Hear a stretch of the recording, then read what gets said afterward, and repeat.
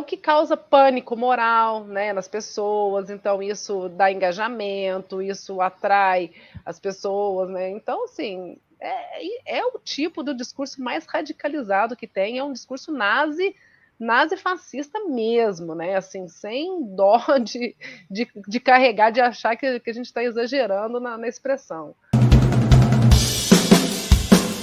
E tem um assunto que eu queria, que eu acho importante a gente comentar, que é o seguinte. Eu fiquei horrorizado, não comentei ainda, até separei para comentar contigo. Né? Não sei se o Guilherme teve tempo de separar, até pedi para ele separar, que é um videozinho de um pastor evangélico, uma coisa horrorosa, que ele pede a morte de LGBT. Nossa. Você acredita que eu vim pensando nesse assunto, Miguel? André Valadão. Coloca aí, por favor, Gui. Eu perguntei se pode, o Guilherme falou que pode colocar, sem problema. Então, coloca aí.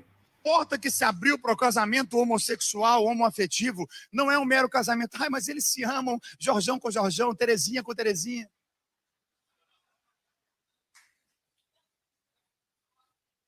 Ah, não, o que vale é toda forma de amor. Deixa casar, deixa viver.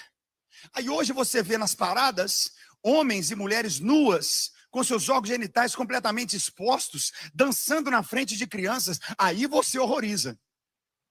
Ah, que absurdo! Mas essa porta foi aberta quando nós tratamos como normal aquilo que a Bíblia já condena. Então agora é hora de tomar as cordas de volta e dizer, não. Pode parar, reseta. Aí Deus fala, não posso mais. Já meti esse arco-íris aí. Se eu pudesse, eu matava tudo e começava tudo de novo. Mas já prometi para mim mesmo que eu não posso, então agora está com vocês. Você não pegou o que eu disse? Eu disse, está com você. Vou falar de novo, está com você. Sacode uns 4 do teu lado e fala, vamos para cima, eu e a minha casa serviremos ao Senhor. E aí, por causa de uma porta que parecia bonitinha, um casal LGBTQIA+, casando, aí agora você tem drag queens dentro da sala de aula, ensinando... Tem uma notícia aqui, Ive, que é a seguinte, deixa eu colocar a manchete aqui, ó. A gente comenta, ó. Contarato aciona Ministério Público e André Valadão pode ser preso, né? Eu vi. Mas enfim, o que assim, você achou dessa fala aí? Eu vim pensando nesse assunto, foi transmimento de pensação, Miguel. Porque eu estava vendo essa notícia, né? Tá fervilhando no Twitter. E logo de manhã eu vi justamente esse tweet, dando essa notícia do Contarato, né? De que vai fazer uma denúncia, vai acionar o Ministério Público Federal.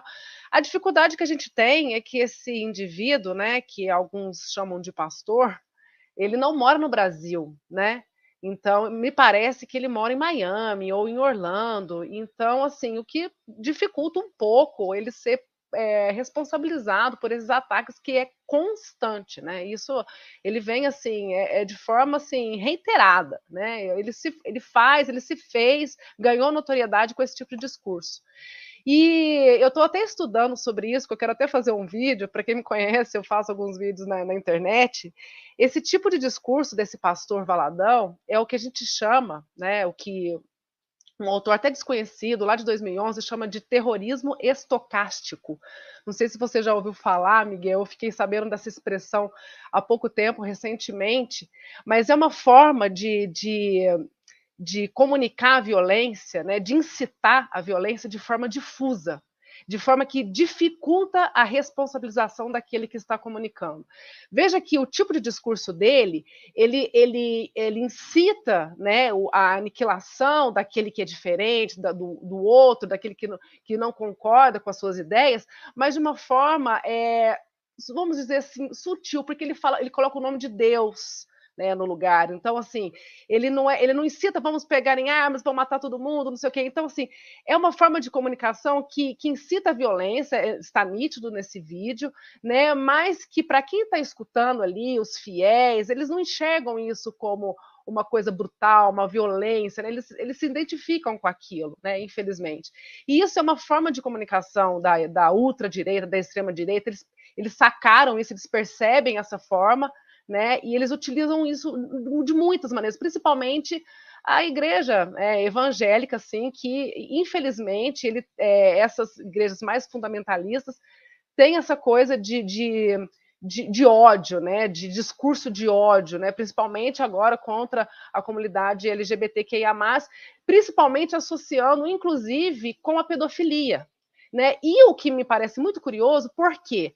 Porque já tem diversos dossiês, né, está sendo publicado em massa, casos, né, está aparecendo, mas que não sei por que não é tão divulgado na imprensa, né? Na imprensa escrita, às vezes sai alguma coisa, em casos da Igreja Católica e da Igreja Evangélica, de pastores e padres envolvidos em casos de pedofilia. Né? Não são casos isolados, são muitos casos. Né? Então, assim, eu acho que essa forma de ataque ele é proposital para tentar. É uma cortina de fumaça, na minha visão. Miguel, não sei se você concorda comigo. Então, e assim, eles pegam fatos, isso também é uma outra forma da direita de fazer, da extrema-direita de fazer, eles pegam fatos verídicos, né, que realmente aconteceram, e inserem num contexto distorcendo a realidade. Né? Então, aquilo faz parecer verdade para quem recebe a mensagem. Cadê o Miguel? Achou? Não, estou ouvindo. Agora eu boto o convidado na tela inteira. Mas fico aqui ouvindo. Tá bom. Não, eu acho que essa fala do André Valadão, para mim, é a fala de um criminoso. Né? É muito grave, é muito irresponsável. É a fala de um nazista. Né? Exato. Ele fala contra os homossexuais, ele externa um preconceito, uma violência que é completamente criminoso. No mundo hoje, pelo menos no ambiente democrático que a gente vive, é muito criminoso. E é sempre bom lembrar que no Brasil, eu acho que está no ranking, né, no top, no primeiro de violência contra homossexuais, né? Então, assim, esse tipo de discurso é sujar as mãos de sangue. Exatamente. O Brasil, lembrou bem, o Brasil é o país que mais mata homossexual no mundo. Tem muita gente que morre, milhares de pessoas. É uma coisa... E são sempre crimes violentos, né, Miguel? Não é assim, né, um tiro, não. É sempre com bastante violência e requintes de crueldade. Violência, não só os crimes, como o Brasil. Eu lembro, por exemplo, eu já conversei muito com a Duda Salabert, tem vários deputados que eu lembro que os jovens, né, as crianças e adolescentes, né, ou são mortos, ou violentados, ou são empurrados para a prostituição mais violenta que tem no Brasil. Né? A prostituição já na infância, na adolescência, não se dá chance. E é impressionante como você pega a categoria mais vulnerável do país, que mais é morta, que mais tem vulnerabilidade financeira, emocional, e você agrega isso mais essa camada de violência, como se fossem os inimigos da nação. Né? Aí você vê um cara como esse, André Valadão, um cara rico, branco, um cara que tem tudo, tem mídia. A troco de quê? Que o cara é tão covarde que o cara vai dedicar toda a energia dele para atacar a camada mais vulnerável, que não faz mal nenhum para ele, nem para ninguém. Inventando mentiras que tem drag queen pelado na rua. Para que isso, Ive? É muito revoltante. Isso é o que causa pânico moral, né, nas pessoas. Então, isso dá engajamento, isso atrai as pessoas, né? Então, assim, é o tipo do discurso mais radicalizado que tem, é um discurso nazi-fascista mesmo, né? Assim, sem dó de carregar, de achar que a gente está exagerando na expressão. É literalmente um discurso porque o cara, ele, se quiser, não pode falar nada, não precisa falar nada sobre as pessoas que ele não gosta. Né? Você tem vários países, por exemplo, que você não são. Essa questão é global, o mundo está evoluindo, mas você fazer campanha, ainda mais a sugestão que ele deu, né? Ele falou uma coisa muito forte. Ele falou em morte. Ele falou que Deus mataria todo mundo. Imagina isso na cabeça de um psicopata. Como é que esse negócio entra? Depois a pessoa não entende como é que aparece um psicopata aí matando gente. Sim, né? Ele se sente legitimado por Deus a cometer esse tipo de crime. Nossa, usar terrível. Religião para isso, em 2023, usar a religião para você pregar o extermínio de toda uma... Enfim, né? É muito medieval, né, Miguel? Agora, eu espero, assim, que realmente que isso seja levado a sério, que essas investigações sejam, assim, a fundo, porque esse não é um fato isolado. Se você for puxar a capivara dele lá, ele tem diversos crimes de preconceito, racismo, nesse tipo, né? E seria o caso, inclusive, eu acho que seria o caso de decretar uma prisão aí, porque ele não vai parar. Ele não vai parar. Então, se ele não for afastado, se não tirar as redes sociais dele, se ele não for realmente preso, né, ele não vai parar. Então, eu acho que ele não mora aqui no país, se não me engano, ele mora em Miami, eu não sei. E tem que pedir, sei lá, a deportação desse cara, extradição, não sei qual que é o termo certo de usar nesses casos. Como aquele outro também que está foragido lá, tem vários, né? Tem bolsonaristas que estão foragidos, mas também um influencer, que agora me fugiu o nome.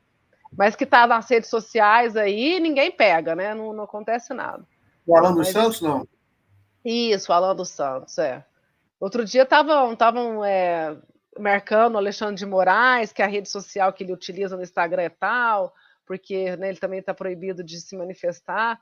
E ele está lá nos Estados Unidos, e parece que se não tiver um acordo também, uma vontade, né, do governo de trazer esses caras, eu acho que não acontece nada. Isso é um desafio também para o mundo inteiro discutir o que é liberdade de expressão.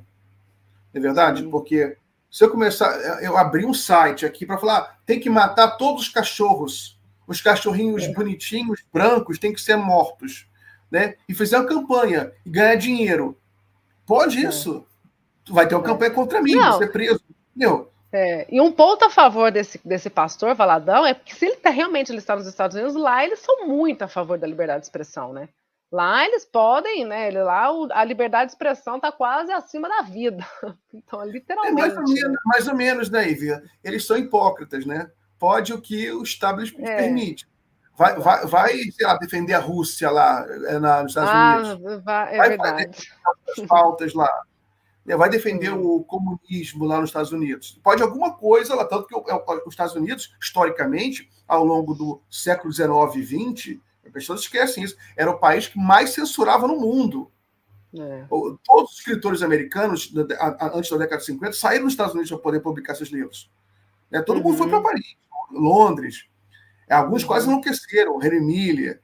Né? O James Joyce, o Ulisses, foi proibido muitos anos, foi liberado na Europa toda, era proibido nos Estados Unidos. Tanto que tem um prefácio famoso do próprio James Joyce defendendo a publicação do Ulisses nos Estados Unidos. Até a década de... Era o país mais puritano que censurava, censura em todos os sentidos, inclusive político, ideológico, é o país do macartismo, né? Que foi muito violento. Prendeu muita gente, o macartismo, muitos escritores. Tem filmes sobre isso, vários filmes sobre a censura nos Estados Unidos. E a antiga censura nos Estados Unidos. Mas é considerado o país mais democrático do mundo. Porque eles são hipócritas e eles reescrevem a história. Né? Sempre reescrevendo a história. Toda a história americana é presidente que mandava prender todos os editores de jornal, né? Todo mundo mandou prender. O Abraham Lincoln mandou prender todos os editores de jornal. Não, tem editor que está escrevendo contra, prende, depois soltou, mas toda a história americana. A Europa toda é uma história parecida, mas enfim.